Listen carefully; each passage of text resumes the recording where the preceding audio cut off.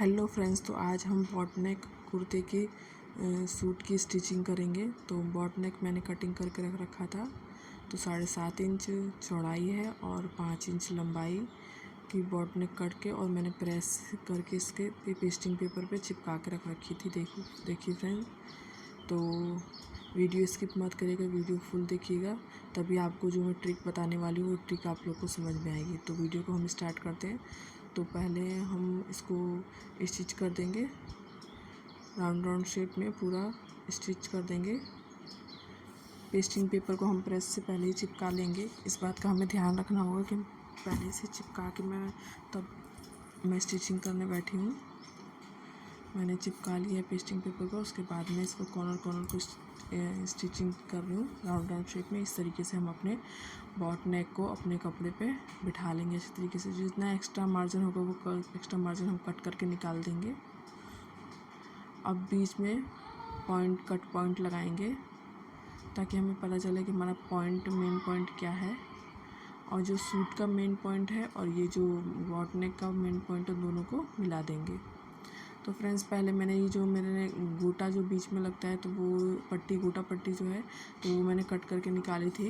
तो उसको मैं पहले इसको चिपका लूँगी स्टिचिंग के द्वारा सेंटर पे बना के, क्योंकि मैं पहले ऊपर था तो थोड़ा मैंने कहा नीचे करने के लिए, तो नीचे करने के लिए फिर मैंने कहा कि इसको अलग से स्टिच करूँगी। तो मैंने खोल दिया था।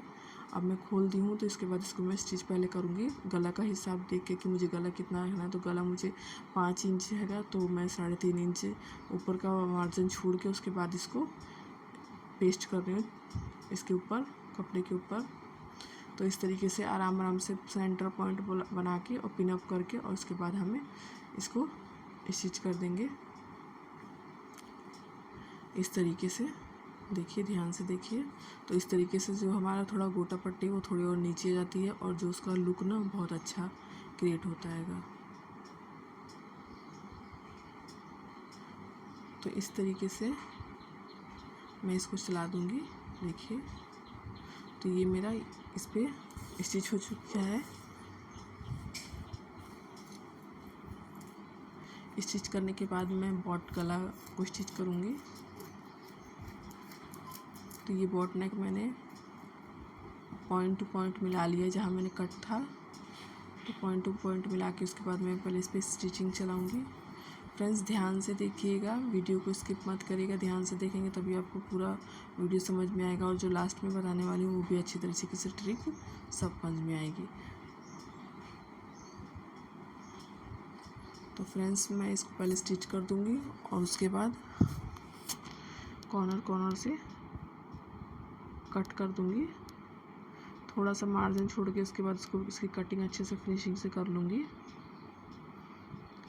कैंची की हेल्प से बहुत ध्यान से स्टिचिंग करनी है मुझे।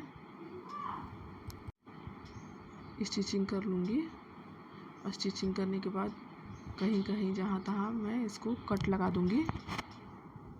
देखिए फ्रेंड्स, मैंने कट लगा दी हूँ और कट लगाने के बाद अब उसको मैं एक साइड कर दी हूँ, अंदर नहीं करूँगी। अब मैं दूसरा जो मेरा बॉट नेक है उसको भी मैंने स्टिच कर लिया है। देखिए, जिस तरीके से मैंने दोनों गले मेरे बराबर हैंगे, एक साथ ही मैंने काट रखे थे, दोनों मेरे बॉट नेक बराबर ही है। अब देखिए, ये मैं स्टिच करने का तरीका आप लोग को बता रही हूँ। जो ये देखिए, ये ट्रिक ज़रूर आजमाइएगा। ये एक साथ मैंने दोनों को जॉइंटिंग कर दिया है। तो उतना काम मैंने करके रख रखा था, उस दूसरा बॉट नेक का भी कर लिया था। और अब दोनों को गले के कॉर्नर को निकाल के और इस तरीके से स्टिच चलाऊँगी तो बहुत ही परफेक्ट गला भी बनता है और स्टिचिंग भी बहुत अच्छी होती है। तो इसीलिए मैंने कहा था कि इस ट्रिक को ज़रूर देखिएगा।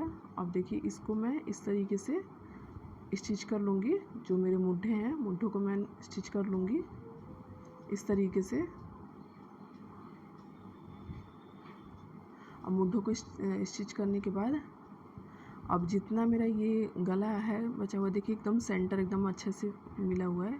अब इसके बाद मैं इस पर कॉर्नर की सिलाई चला दूँगी, ताकि चाहे तो हम प्रेस से भी बैठा सकते हैं और नहीं तो हम स्टिच के द्वारा भी बैठा सकते हैं। मैं थोड़ा सा स्टिच करना चाह रही हूँ। अब बाद में मैं इस पर तुरपाई कर दूँगी। तो इस तरीके से मैं पूरी कॉर्नर पे पट्टी पे सिलाई चला दूँगी ताकि एकदम बराबर तरीके से बैठ जाए। पूरे गले को राउंड शेप में एक ही बार में पूरे गले की फिनिशिंग बहुत अच्छे से हो जाएगी और बहुत परफेक्ट और बहुत गला अच्छा बॉट नेक बनता है। तो कटिंग मैंने जिस तरीके से की थी उसकी बॉट नेक की, उसी तरीके से परफेक्ट तरीके से बॉट नेक की स्टिचिंग। तो आई होप इस तरीके का ट्रिक आप लोग को पसंद में आया होगा।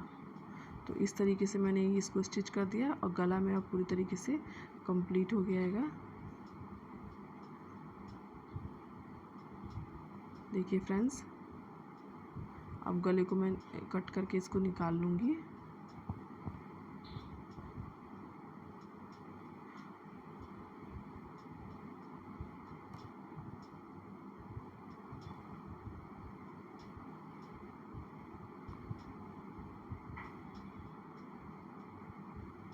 तो आई होप आप लोग को ये ट्रिक बहुत अच्छी लगी होगी।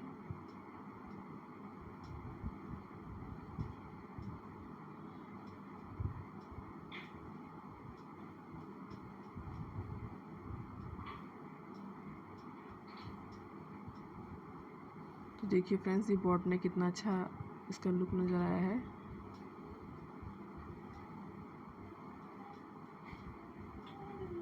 तो ऐसे ही वीडियो के लिए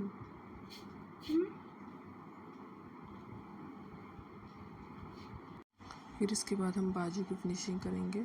तो बाजू मेरी 10 इंच लंबाई है।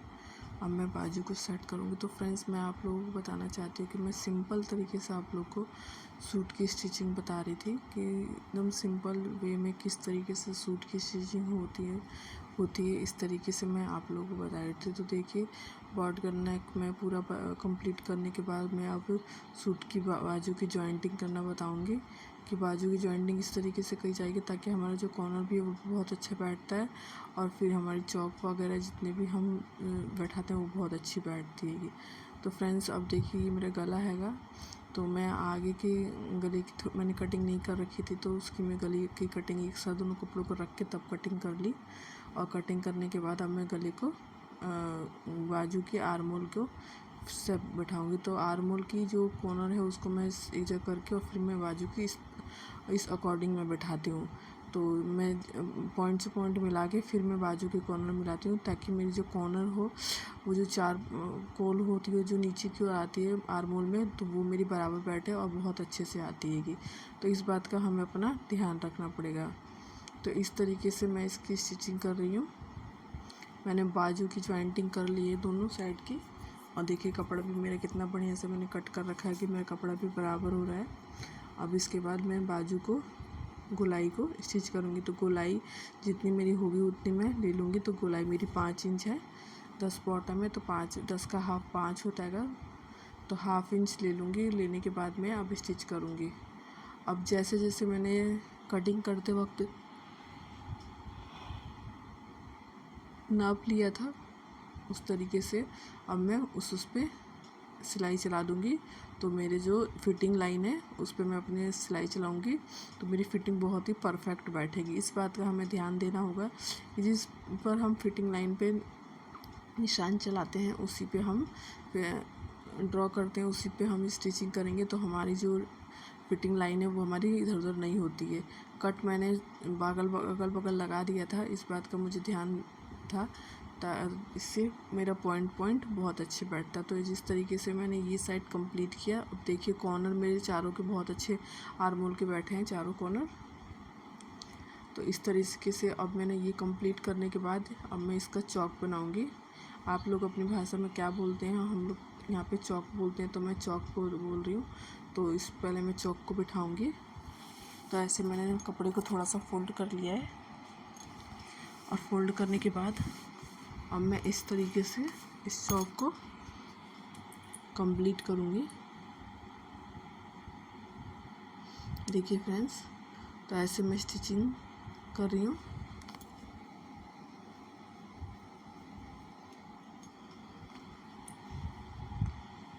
इस तरीके से बहुत ध्यान से हम अपने चौक को कंप्लीट कर लेंगे। अब देखिए यहाँ पे भी इस तरीके से फोल्ड करना है। फ्रेंड्स, चौक इस तरीके से बनाते हैं, इस बात का हमें ध्यान रखना होता है। कपड़े को एकदम प्रेस कर करके फिर स्टिचिंग चलाएंगे ताकि हमारा कपड़ा इधर उधर ना खिसके।